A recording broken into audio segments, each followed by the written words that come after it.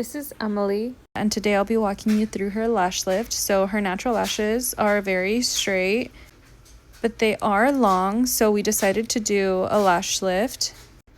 The very first step is to separate her bottom lashes from her top lashes, and we are doing this lash lift in the Korean lash method today. So I'm going to go through and really tape down her bottom lashes so that they don't escape and I don't accidentally curl a bottom lash along with her top layer. And since this is her very first eyelash service ever, I'm walking her through just as I am in this voiceover and letting her know what I'm doing as I'm doing it.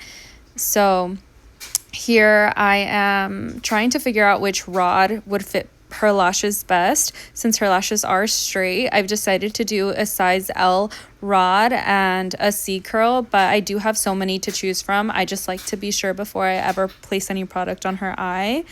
Since her eyelashes are very straight, I've decided that I want to place the first solution in a downwards motion on her lashes. So I'm using this extra gel pad for support in order to keep my canvas clean. And I'm placing it on top of the other gel pad and the tape. I then go in with the product and just place in a downwards motion, hoping that it softens the lashes very soon. And I know that these lashes will be ready to be wrapped up on the flat shield when they start becoming soft and very easy to move.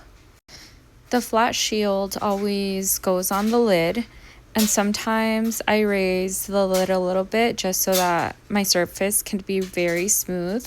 Then I'm going to grab the gel pad, and this is my shortcut to wrapping the lashes around the flat shield. This is going to help me determine when the lashes are ready to be wrapped around the rod. So the plastic sometimes helps me heat the product up so that it could work faster or so that it could penetrate deeper into the natural lash.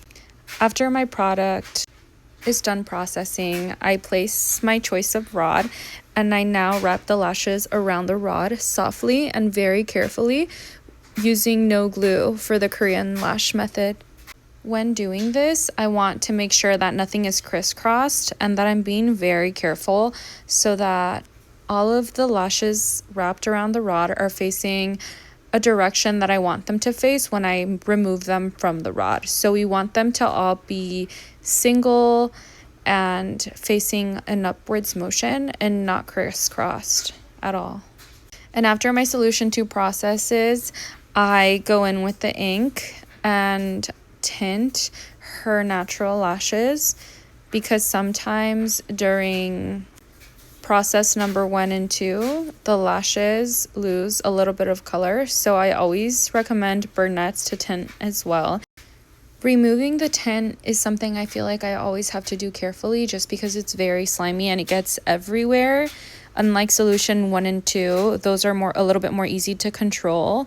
So after my lashes are done processing, I gently remove the rods from the lid. And even though her eyes feel very comfortable right now, I do want to make sure that I rinse her eyelashes before she opens, just to make sure that there's no leftover residue or that her eyes don't sting or burn when she opens. So I'm going to go in with my gentle eyelash cleanser, and every single brand is different, and it also depends on which lash lift solution you use. Mine is histamine based. Therefore, it's not negatively impacted by water, so I'm safe to wash her lashes after this service.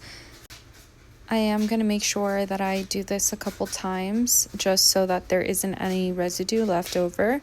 But after I clean her lashes a few times and make sure that she feels okay, I'm going to go through, brush, and then fan.